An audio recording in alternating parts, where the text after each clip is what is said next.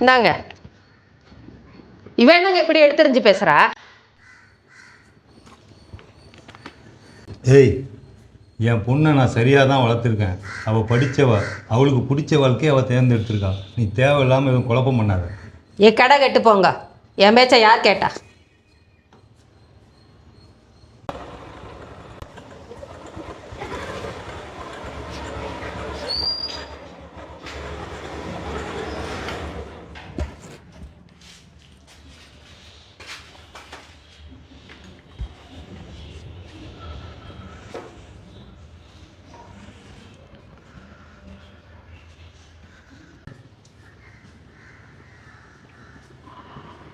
வாங்கத்த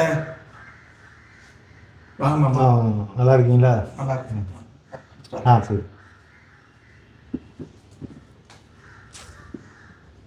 like பண்ணுங்க, comment பண்ணுங்க, share பண்ணுங்க அண்ட் சப்ஸ்கிரைப் பண்ணுங்க.